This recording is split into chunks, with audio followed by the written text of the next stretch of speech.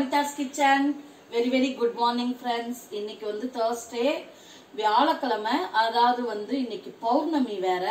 நம்ம வீட்ல வந்து எப்பவும் உங்களுக்கு தெரியும், எல்லாரும் உங்களுக்கு பிடிச்ச சத்யநாராயண சுவாமி பூஜை வந்து இருக்கு. இன்னைக்கு பூஜை செய்ய போறோம். நம்ம பாப்போம். உங்க எல்லாத்துக்குமே அது ரொம்ப பிடிச்சிருக்குல்ல பூஜை.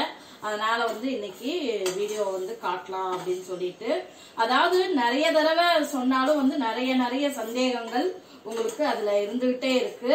ஆமாதாங்க, அது ஒவ்வொரு விஷயமே வந்து நம்ம பார்த்து செய்யணும். அது அப்படி இருக்கும்போது உங்களுக்கு சந்தேகங்கள் வரலாம் தான். அதனாலதான் வந்து நான் வந்து இன்னைக்கு ஃபுல்லா வந்து எடுக்க போறேன். நான் வீடியோ எடுத்து உங்களுக்கு காட்ட போறேன். இதுல வந்து உங்களுக்கு ஏதாவது டவுட் இருந்தா கூட வந்து உங்களுக்கு கிளியர் ஆகும்ல. அதனாலதான் வந்து நான் காலையிலே வந்து எடுத்துட்டு இருக்கேன். இப்ப காலையிலே வந்து ஏர்லி மார்னிங் எந்திரிச்சாச்சு. நான் சுவாமிக்கு பிரசாதம் பண்ணிட்டு இருக்கேன். இது வந்து கோதுமை மாவு பிரசாதம். இது வந்து ரொம்ப நீங்க பூஜை பண்றவங்களா இருந்தா கண்டிப்பா வந்து இந்த இதுதான் வந்து பிரசாதம். மெயினா வந்து கோதுமை மாவு பிரசாதம் செய்யணும்.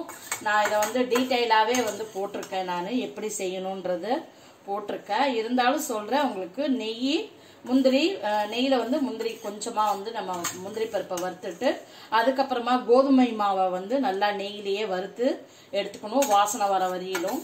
அதுக்கப்புறம் பொடிச்ச சர்க்கரை, கோதுமை மாவு 1 கப்புன்னா பொடிச்ச சர்க்கரை 1 கப்பு, அதையும் வந்து நம்ம சேர்த்துட்டு, ஏலக்காய் பொடி அதெல்லாம் சேர்த்து நம்ம நெய், முந்திரி பருப்பு, கோதுமை மாவு, சர்க்கரை, ஏலக்காய் இது எல்லாமே சேர்த்து நம்ம கோதுமை மாவு பிரசாதம் செஞ்சு வச்சுக்கணும். ஃபர்ஸ்ட் வேலையா நான் குளிச்சுட்டு வந்துட்டு அதே மாதிரி நீங்க பூஜை பண்றீங்க அப்படின்னா முதல்ல வந்து தம்பதியா பூஜை பண்ணா, அதாவது நீங்க ஹஸ்பண்ட் அண்ட் ஒய்ஃப் 2 பேரும் பூஜை பண்ணீங்க அப்படின்னாக்கா வந்து ரொம்ப சிறப்பு, ரொம்ப பலன் அதிகம் சொல்லலாம். நாங்க எப்பவுமே அப்படிதான் 2 பேரா தான் வந்து பூஜை பண்ணுவோம். அதனால வந்து நான் காலையில எந்திரிச்சு குளிச்சு, அதே மாதிரி நம்ம அதான் வஸ்திரம் உடுக்கிறோம்ல, அதான் ட்ரெஸ், அதுவும் வந்து நம்ம கொஞ்சம் பட்டு சாரி மாதிரி நல்ல இதுவா புடவையா வந்து கட்டிட்டு உட்காரணும். ஏன்னா மனையில உட்காரும் போது உங்களுக்கு அது மாதிரி தான் வந்து உட்காரணும். அதனாலதான் வந்து பட்டு சாரி வியர் பண்ணிருக்கேன் நான். இங்க பாருங்க, பூக்கள்லாம் ரெடியா இருக்கு பூஜைக்கு.